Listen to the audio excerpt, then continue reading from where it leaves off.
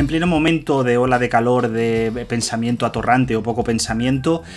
donde en nuestro pequeño mundo de las redes sociales las cosas parecen muy encendidas por la cancelación o no cancelación de un podcast o por el enfado del enésimo famoso de turno con respecto a una película, ha aterrizado por fin entre nosotros She Will, esta ópera prima de Colbert, de Charlotte Colbert, que digamos llevábamos esperando desde su estreno en Locarno y que venía un poco precedida por la firma de Dario Argento en la producción ejecutiva, ¿no? Es verdad que She Will está tomando cuerpo en muchas de las polémicas que están teniendo lugar en redes. Es probablemente una de las películas del verano, quizá la gran película del final del verano. Como siempre le debemos a Filmin que haga el esfuerzo por traer estas películas. No sé cómo están en sus ciudades, pero en las nuestras la cartelera física lamentablemente está que da pena y dan ganas de echarse a llorar, así que tenemos que volver otra vez a repensar, y será un tema que nos ocupará en los próximos meses en este canal, hasta qué punto el cine ya no es territorio principal de salas, sino que va en otra dirección, y evidentemente en este nuevo tablero de ajedrez Filmin juega un papel fundamental. Digo esto porque, claro, cuando She Will llega hasta nosotros, y yo creo que hay que empezar a pensar la película por aquí, es una película que está llamada a polarizar, va a polarizar evidentemente la esfera de la crítica. Mi intuición y mi intención en los próximos minutos es mucho más humilde. Creo que es una película extraordinariamente interesante y voy a intentar explicar por qué, pero también creo que es una película lastrada por los peores tics del ecosistema audiovisual en el que estamos. Es decir, creo que es un objeto de estudio muy interesante para eviscerar y para pensar exactamente algunas de las polémicas, entre comillas, que no son tales, que están saturando y suturando a la reflexión audiovisual. En primer lugar, claro, evidentemente She Will es una película que está pensada para que se piense, valga el mal juego de palabras, desde el contenido y no desde la forma. Es una película que viene claramente alineada con esto que se ha venido llamado o se está viniendo llamando el elevated horror, las películas de terror con un mensaje social, en este caso claramente feminista, vinculado a las polémicas del consentimiento, que esto es algo de lo que quiero hablar un poco más adelante, y que por lo tanto ya entraña de alguna manera como esos dos vectores principales en su lectura, ¿no? En la lectura que propone la película, ojo, que uno es su relevancia en términos sociales, que la tiene, pero veremos los matices que esto entraña, que no son pocos, y por otro lado la idea de que su discurso debe ser tomado con extrema seriedad y que no pertenece del todo al fantástico, sino que está situado en ese territorio donde lo fantástico en realidad es como una especie de mecanismo que permite, a la manera de los textos de los Cultural Studies de Robin Wood, hacer emerger lo reprimido de la sociedad que genera esos textos. Evidentemente en She Will esto no es así, porque no hay nada reprimido en el subtexto de la película, sino que todo es, y esto es para mí el gran problema que tiene, extraordinariamente evidente. Tan evidente que lastra la propia lectura de la película, porque lo que sin duda se plantea, a mi juicio, como un extraordinario, por momentos, derroche de ideas visuales, es decir, Colbert es una señora que indudablemente sabe dirigir muy bien y que sabe construir imágenes y que tiene un sentido del olfato para la planificación y para la potencia concreta de las imágenes. Creo que es una película que respeta mucho sus planos, luego hablaré de esta cuestión. Pero claro, el problema que tiene es cuando este poder, en ciertos momentos de la trama, que no en todos, se vuelve algo así como una filípica evidente. Y ahí es donde empiezan los problemas. Claro, cuando una película ahora, en 2022, habla de la cuestión del consentimiento, es porque se quiere plantear el que probablemente sea, y con razón, uno de los grandes temas de nuestros días. Digo esto porque muchas veces se dice, no se puede criticar a una película ahora mismo que plantee ciertos temas vinculados con el pensamiento feminista. Claro que se puede criticar, y de hecho yo voy a tirar un poco en esta dirección, pero hay que hacerlo con una lógica muy concreta. El problema de She Will, si es que lo tiene, que esto es algo que habría que discutir y que les invito a que intercambien conmigo sus opiniones en los comentarios, a mi juicio no es que hable del consentimiento, ni que sea una película extraordinariamente evidente, que lo es en términos de consentimiento, sino el cómo lo hace. Porque She Will parte de dos tramas narrativas que se cruzan. Una es la de una actriz digamos, ya en horas bajas, que arrastra un trauma del pasado, concretamente una violación que sufrió a manos de, esto es muy interesante, un personaje encarnado por Malcolm McDowell, y por otro lado una joven una joven enfermera, esto también es muy interesante, que de alguna manera forma como el contrapunto positivo y que tendrá que enfrentarse en el presente a un caso de intento de violación. Esto de entrada es muy interesante porque ya vemos cómo se están poniendo varios vectores de encima de la mesa. Por un lado, la cuestión del cuerpo anciano femenino en el Star System, qué hacemos con esos cuerpos que ya no son aparentemente deseables y que han sido arrastrados directamente al fantástico, como pasó en su momento casi con Bette Davis y con tantas, o con Gloria Swanson, ¿no? Que acabaron haciendo papeles poco menos que monstruosos. Y ahí hay como una especie de línea que conecta, ¿no? a estas mujeres, a estos que el Hollywood clásico trató como escombros y que de pronto aquí reaparecen en esta actriz, digamos, en el límite o en la entrada en la ancianidad, ¿no? Y que además es muy interesante cómo aquí Colbert conecta la cuestión del trauma sufrido por su cuerpo en el pasado con un trauma que tiene lugar en el presente y que es esa mastectomía doble que de alguna manera ha lacerado algo que se vincula al deseo masculino sobre la mujer e incluso a los rasgos concretos de la feminidad, como son los pechos. Aquí la película plantea un debate, yo creo, francamente interesante, ¿no? Claro, también es interesante que en este primer segmento Malcolm McDowell sea el protagonista, entre comillas, masculino, o el que perpetra la violación, porque la película constantemente está incorporando una serie de momentos visuales mediante flashbacks que remiten de manera explícita a la naranja mecánica y repiten evidentemente de manera explícita al papel, a la propia mirada no fácil de pensar en términos de género que Kubrick planteó en su película. Es decir, La naranja mecánica, el punto de vista, y por eso es tan interesante y tan complejo, está desde un psicópata, desde un violador que no tiene cargo de conciencia, mientras que en She Will el punto de vista, digamos, se gira hacia otro lado, bascula y se pone en la mujer víctima de los abusos sexuales. Pero ojo, no olvidemos que tanto La naranja mecánica como She Will son películas que giran en torno al concepto de venganza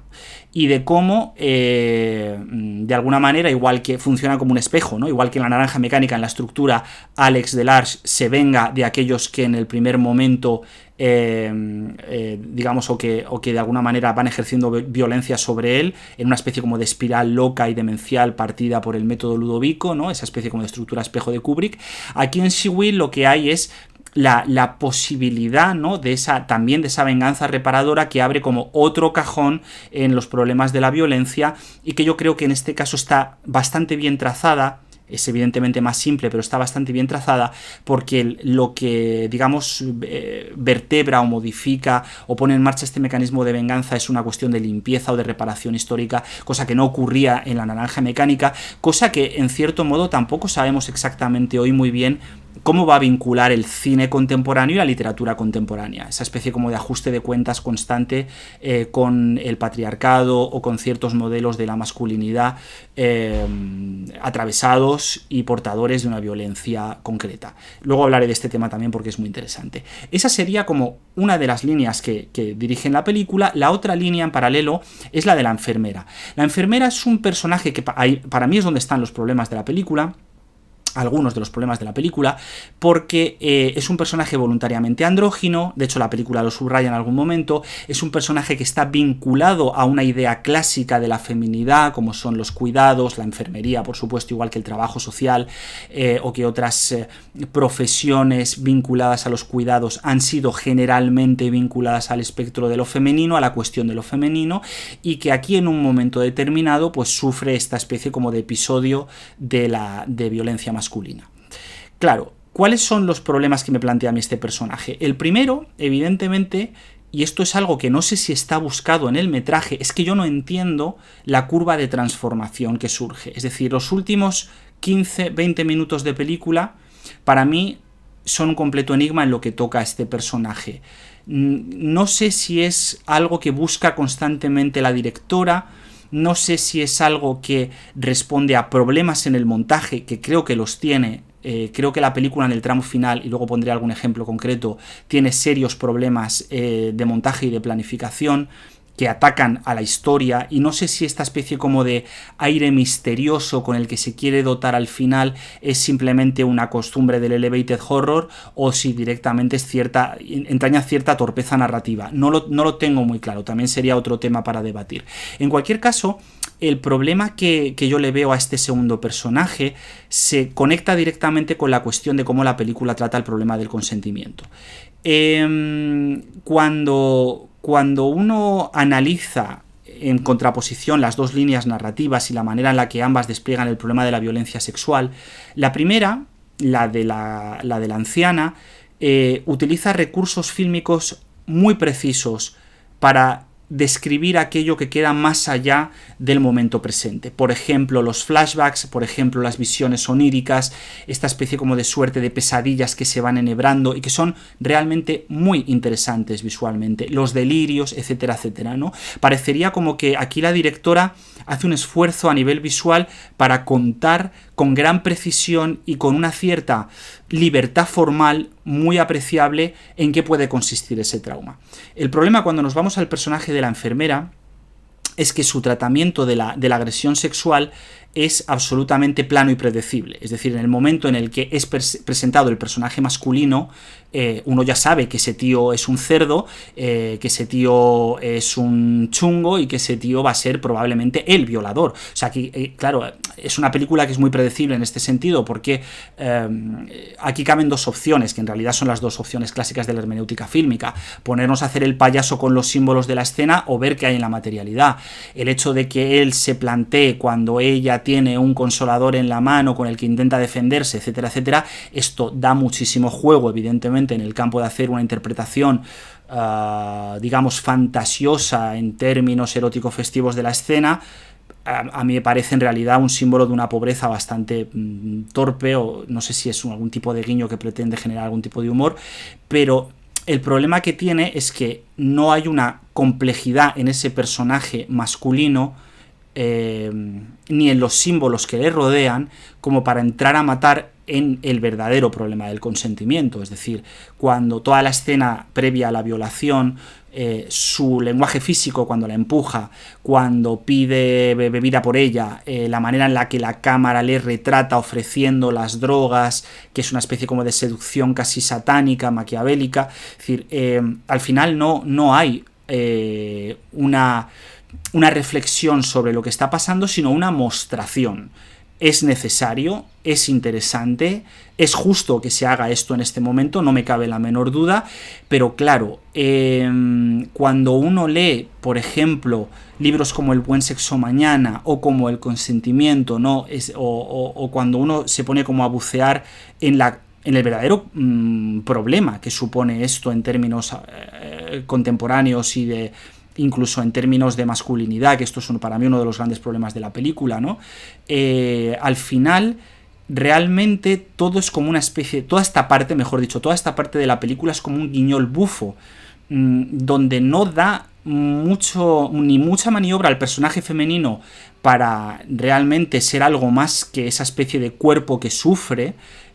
porque realmente parece que ella se somete voluntariamente, y aquí se conecta con El buen sexo mañana y con ciertas cosas que apunta Angel en su libro, ¿no? El tema de que cada una de las etapas exige y marca un consentimiento, y eso es, yo creo que algo que tiene todo el sentido del mundo. En la película da la impresión de que se pone en marcha esta maniobra, pero tampoco se explora muy bien en qué consiste la complejidad de cada una de esas etapas. Simplemente es un hijo de perra que droga a una señora para violarla, básicamente, para abusar de ella, lo cual responde directamente a una cuestión penal, punible, y no a un debate sobre el consentimiento. Mientras que si pasamos a la primera línea narrativa de la película, como decía, la reflexión sobre el trauma es mucho más profunda y la directora se toma mucho tiempo para para generar un universo visual cinematográfico concreto donde la violación es algo más que un operador textual, es un auténtico campo de reflexión, y ahí evidentemente la película es de una brillantez total. Apuntaba antes además la cuestión de la masculinidad, porque claro, el problema que plantea She Will, una vez más, es que los dos personajes masculinos principales, que se supone que deberían dar la réplica a las dos personajes femeninas, son dos criminales, es decir, es un pedófilo y un violador. Punto. Y luego hay por ahí un personaje secundario interpretado por Rupert Everett. Hay un chiste a propósito del patriarcado con una mano que arde que yo no termino de entender muy bien, más allá del gesto de que efectivamente la directora quiera poner la tirita antes que la herida y salvaguardar su película de ciertas críticas, que aún así, ya digo, es positivo hacer y se pueden hacer. Pero claro, no, volvemos a lo de siempre. A partir de dos figuras criminales es muy difícil saber exactamente qué pensamientos sobre lo masculino en relación con el consentimiento se levanta en la película. Probablemente porque a la directora no le interese lo más mínimo, cosa absolutamente respetable, pero bueno, yo no puedo dejar de, por lo menos, dejar apuntado que ahí hay un temazo, y eso sería muy interesante también que se tuviera en cuenta en, no sé, pues en las reflexiones sobre la imagen contemporánea, como aquí la cuestión entre víctima y victimario no es siempre blanca y negra, sino esa zona de grises que ya digo que sí que está, a mi juicio, en los ensayos sobre el terreno. Quizá sería también interesante ver una formulación cinematográfica que nos ayudara, o que nos ayudara a todos a pensarlo, y a todas a pensar estos temas un poquito mejor. Claro, dicho esto, evidentemente el desarrollo de la película, la estructura, es interesante. Cuenta con, evidentemente es inevitable, la colección de citas posmodernas. Creo que hay una cosa muy valiosa, que es la manera en la que la directora se permite hacer esa especie como de broma con la Suspiria de Argento, no solamente por el crédito de entrada, sino sobre todo por la secuencia cuasi final con el enfrentamiento con Malcolm McDowell y esa referencia a la dirección de arte que apunta directamente a Suspiria, incluso el tema del cadáver de McDowell, ¿no? Creo que va un poco en esta dirección, y me parece muy, muy chulo, ¿no? Muy bonito como aquí la directora hace ese ejercicio para continuar de alguna manera algunas de las cosas más interesantes que había en Suspiria, que son prácticamente todas, y hacer una reactualización más pegado a la letra, por ejemplo, que la de Guadagnino. O sea, en muchos sentidos esta película, con todas las comillas que se le puedan, es un remake mucho más fiel en espíritu a ciertos aspectos del original de Argento que la propia película de Guadagnino, que el remake que filmó Guadagnino hace unos años, ¿no? Pero hay muchas más cosas. Por ejemplo, yo creo que hay una referencia explícita con la persona de Berman. Lo que pasa es que esto es muy interesante porque la película lo juega en la línea de la matrilinealidad, de la relación madre-hija, mientras que en la película de Berman, como ya saben, los tiros van por otro lado. Intuyo que en alguna de las secuencias oníricas hay fragmentos, por lo menos yo detecté uno, esa cinta de celuloide que corre en un momento determinado, que remite claramente al prólogo de la película de Berman. Puede incluso que esté directamente cogida de allí la imagen, yo tengo esa intuición, pero claro, esta cuestión de la relación femenina simbiótica, de sus encuentros y sus desencuentros, y de lo vampírico, en este caso de lo brujeril, también está por supuesto en esta cinta, de tal modo que al final, cuando uno toma cierta distancia y digamos saborea la cuestión formal, saborea la potencia de la puesta en escena, saborea los hallazgos, sí que tiene la sensación de que efectivamente estamos ante un talento, estamos ante una gran creadora, pero a la que le falta todavía afinar un poco. El último tramo de la película, que decía antes, es bastante confuso en términos narrativos, y ya digo que no tengo muy claro que esto sea una apertura típica del elevated horror. Por ejemplo, la manera en la que se desarrolla, la manera en la que hay clímax y anticlímax que se van enrollando sobre sí mismos, ¿no? Es como si, digamos, en el nudo de la película es donde están los problemas, es donde está esta especie como de secuencia algo torpe, con símbolos no muy bien elaborados, es decir, a ver, pues el tema de hablar del acoso sexual, el abuso sexual, y utilizar babosas o caracoles gelatinosos en primer plano, hombre, muy elaborada, muy brillante no es. Entonces, de ahí, ¿cómo se remonta esto, no? Pues se ve con ese tercer acto. Tercer acto que, ya digo, es bastante potente en términos visuales, no hace que encajen bien las piezas narrativamente, no consigue que haya una conexión narrativa muy sólida, y sobre todo genera como una especie de sensación de caos en la construcción espaciotemporal de la película. Hay una escena que a mí al final es casi la escena de cierre, me dejó muy extrañado, que es esta conversación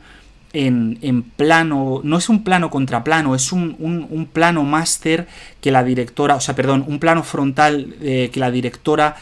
corta en dos planos y que hace dialogar como una especie de plano contra plano, pero con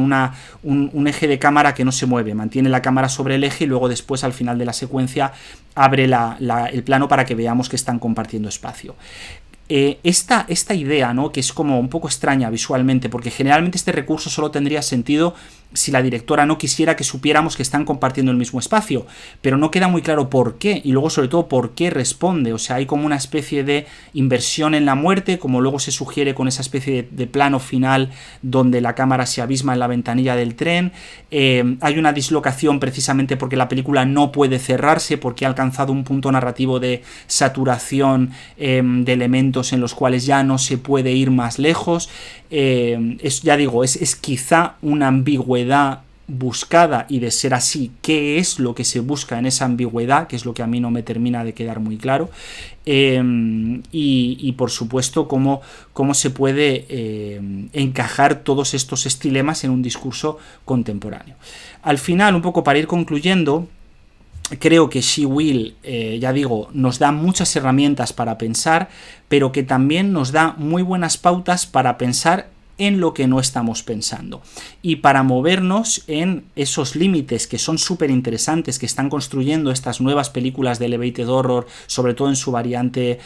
feminista, ¿no? Y muchas de ellas británicas, por cierto. Estoy pensando en Censor también, que es una película exquisita, quizá incluso mejor que She Will a mi gusto, o más redonda, y que al final, bueno, pues están haciendo una serie de reflexiones sobre el cuerpo femenino y sobre las relaciones entre imagen, violación, cuerpo femenino, etcétera, etcétera, muy poderosas, y que sin duda nos van a seguir dando mucha chicha para pensar en los próximos